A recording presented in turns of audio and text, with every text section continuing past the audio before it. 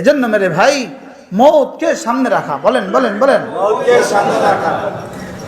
যে লোকটা প্রতিদিন এই দোয়াটা 20 বার পড়ে, 20 বার, আল্লাহুম্মা বারিক লানা ফিল মাউত ওয়া ফিমা বা'দাল মাউত, আল্লাহুম্মা বারিক লানা ফিল মাউত ওয়া ফিমা বা'দাল মাউত।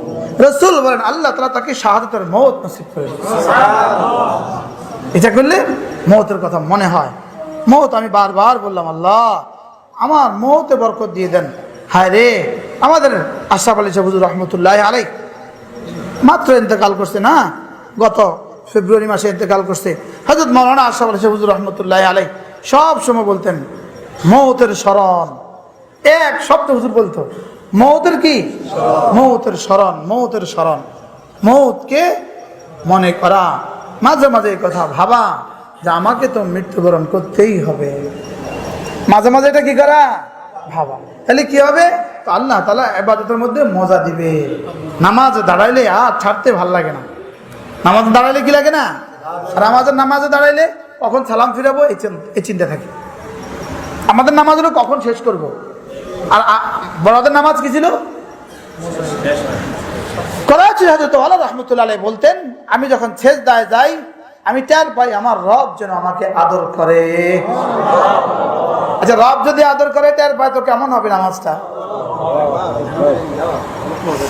হযরত রহমতুল্লাহ বলতেন, আমি যখন রুকুতে যাই আমার রব যেন জিজ্ঞেস করে কেন রুকুতে গিয়েছ? আমি বলি সুবহান রাব্বিয়াল আযীম, আপনি যে আমার আজিম রব এজন্য আমি রুকু গিয়েছি। আপনি আমার আজিম রব, বলেন বলেন বলেন। আজিম রব মানে কি? মহান রব, মহান রব মানে কি?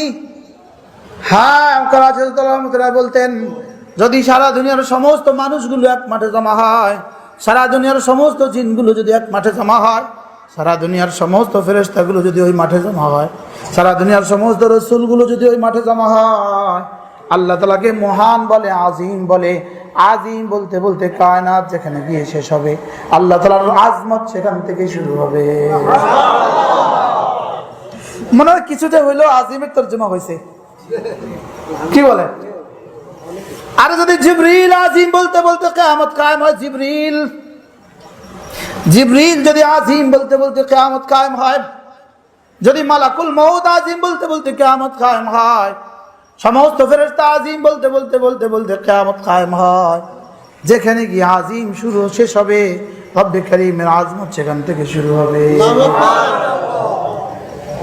তাহলে প্রসঙ্গে একটা মজার কথা মনে হয়ে গেল, শোনাবো? লাম্মা খালাকাল্লাহুল আরশা, আল্লাহ তাআলা যখন আরশ আজিম বানাইলেন, আরশ আজিম রাখবেন কোথায়? এবার আল্লাহ তাআলা ফেরেশতা বানাইলেন 8 জন ফেরেশতা। কয়জন ফেরেশতা? 8 জন ফেরেশতা বানিয়ে তাদেরকে বললেন আরশ আজিম তোমাদের কাঁধে রাখো, কাঁধে রেখে দাও। আরশ আজিম তোমাদের কাঁধের উপরে রেখে দাও।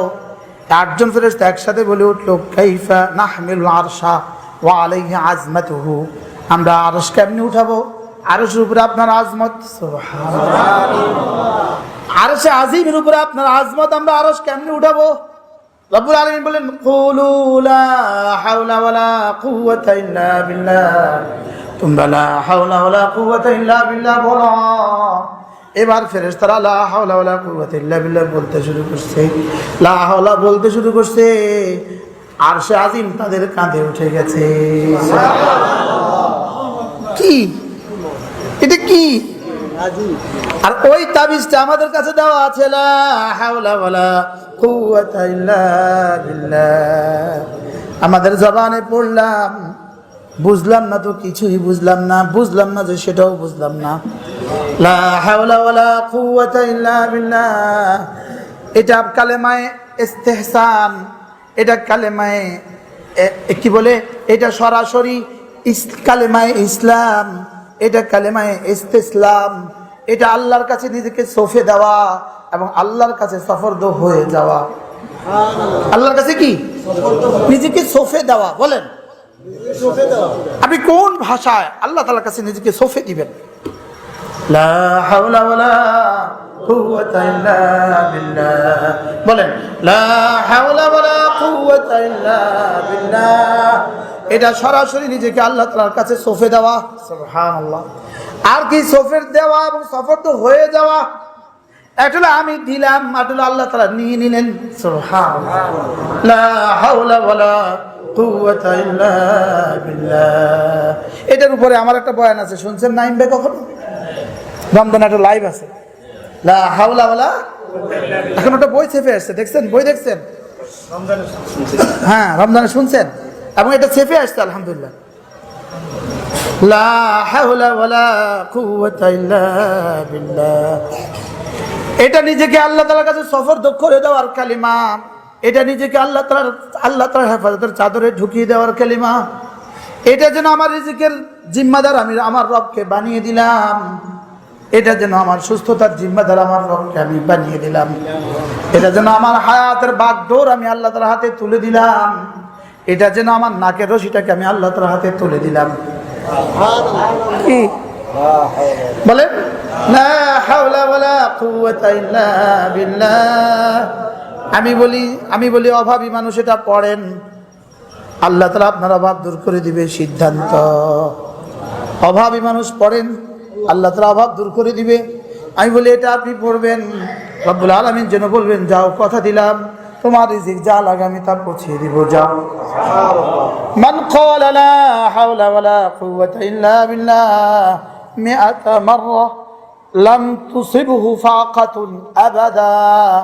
রব্বুল আলামিন বলেন যে লা হাওলা ওয়ালা কুওয়াতা ইল্লা বিল্লাহ ডেইলি 100 বার করে পড়বে, দারিদ্রতা তাকে জীবনে কখনো স্পর্শ করবে না। কি ভাই, দারিদ্রতা তাকে কখনো কি করবে না? আরেক হাদিসে রাসূল বলেন লা হাওলা ওয়ালা কুওয়াতা ইল্লা বিল্লাহ, এটা কানজুম মিন কুনুজিল জান্নাহ, এটা জান্নাতের খনি সমূহ থেকে একটা খনি। জান্নাতের কি? এটা জান্নাতের খনি। সুবহানাল্লাহ বলে না? আরে হীরার খনি না, তেলের খনি না, পেট্রোলের খনি না, স্বর্ণের খনি না, এটা জান্নাতের খনি।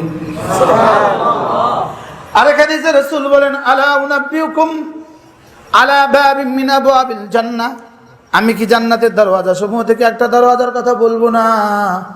লা হাওলা ওয়ালা কুওয়াতা ইল্লা বিল্লাহ বাবুম মিন আবওয়াবিল জান্নাহ, এটা জান্নাতের দরওয়াজা সমূহ থেকে একটি দরওয়াজা। কি বুঝলাম না, ভুলে গেলাম, মৌতের কথা ভুলে গেলাম।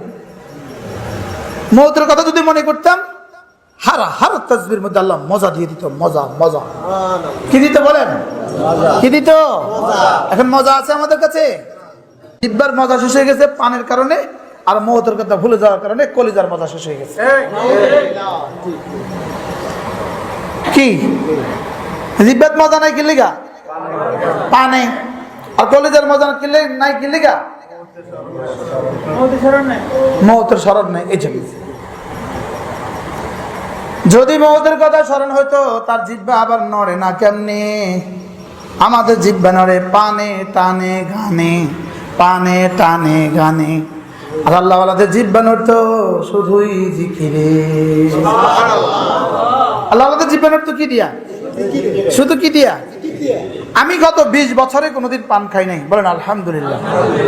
আমার কি কি অসুবিধা হয়েছে কেউ একজন আমাকে একটু বলে দেন। আর আপনি যে 30 বছর খাইলেন, আপনার কি কি সুবিধা হয়েছে কেউ একটু আমারে বলেন।